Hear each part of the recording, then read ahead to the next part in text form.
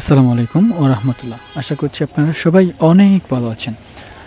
গতকালকে রাত ২টা-২.৩০টার দিকে অর্থাৎ ১০ আগস্ট শুরু হওয়ার মুহূর্তেই আমি একটি হোয়াটসঅ্যাপ স্ট্যাটাস লিখি, যেটি হচ্ছে যারা ট্রাফিকের কাজ করতেছে শিক্ষার্থী বন্ধুরা, তাদের পাশে আমি কোনো একটি কিছু নিয়ে দাঁড়াতে চাই। যেমন পানি জাতীয় বা কোমল পানীয় জাতীয় এরকম কোনো একটা কিছু নিয়ে।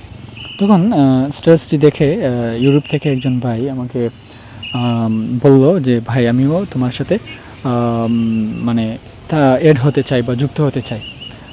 আপনার বিকাশ নাম্বারটা দিন, আমি কিছু টাকা আপনাকে পাঠাবো।" তো সে কিছু টাকা দিল এবং আমি আরও একটু সাহস হলো আমার মধ্যে যে যাই হোক কিছু টাকা নিয়ে হয়তো কয়েকজনের পাশে দাঁড়াইতে পারলে এটাই হয়তো এই ক্রান্তি লগ্নে অনেক বড় একটা কিছু হইতে পারে। আমরা যখন কিছু কোমল পানীয় কিনলাম, তারপরে হঠাৎ দেখা গেল আমাদের এমসি কলেজের রসায়ন বিভাগের সহকারী অধ্যাপক মোহাম্মদ আবু ইউসুফ স্যারের সাথে, যিনি আমাদের কাজটি দেখে তিনিও আমাদের সাথে যোগ দিয়েছিলেন, কিছু কন্ট্রিবিউশন করেছেন। সব মিলিয়ে আমাদের ২-৩ হাজার হয়ে গেছে।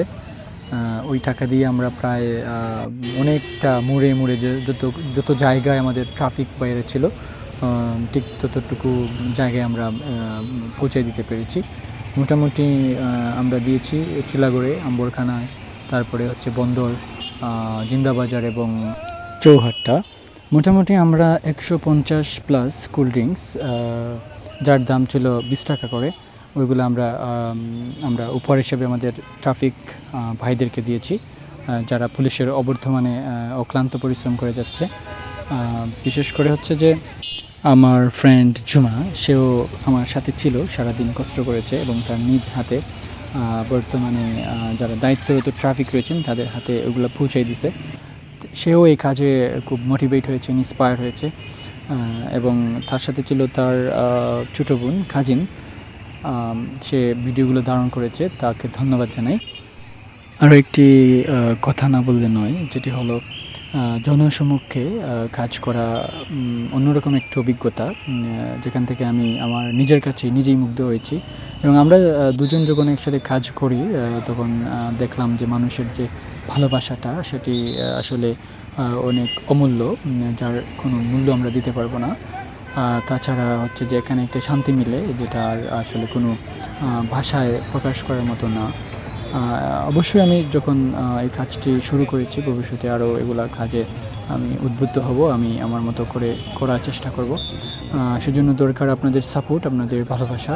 আপনাদের সাপোর্ট এবং ভালোবাসা যদি সবসময় পাই, আমি বিশ্বাস করি যে আমরা একই সাথে সবাই এগিয়ে যেতে পারবো এবং আমাদের সুন্দর সমাজ বিনির্মাণে বা আমাদের সুন্দর আগামীর ভবিষ্যৎ দেখার জন্য যে মানসিকতা, মননশীলতা প্রয়োজন, এটাই হচ্ছে একটা চর্চা, এটাই হচ্ছে একটা শিক্ষা। অবশ্যই আমরা ভবিষ্যতে একটি সুন্দর বাংলাদেশ পাওয়ার প্রত্যাশা করছি। আমরা সকলে যদি একসাথে কাজ করি, একসাথে মানুষের জন্য হাঁটি, লড়ি, আমাদের দেশের জন্য লড়ি, দেশমাতৃকার তোরে সবাই একসাথে ঝাঁপিয়ে পড়ি, আমি বিশ্বাস করি পৃথিবীর কোনো পরাশক্তি নেই যে আমাদেরকে দাবায় রাখতে, আমাদেরকে পেছনে ফেলে রাখতে। এবং আমি বিশ্বাস করি আমরা যদি সবাই আজকের যে আমি দিনটি দেখলাম সেই দিনের মতো প্রতিটা দিনে যদি একইভাবে কাটে, তাহলে বেশি দিন লাগবে না আমাদের সমাজ, আমাদের দেশটি বদলে যেতে।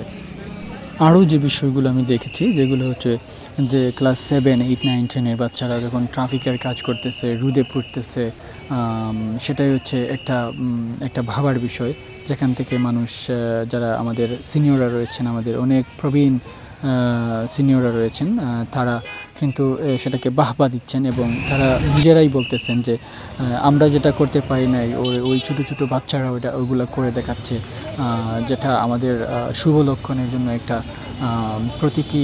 প্রতীকী হিসাবে দাঁড়িয়ে যায়।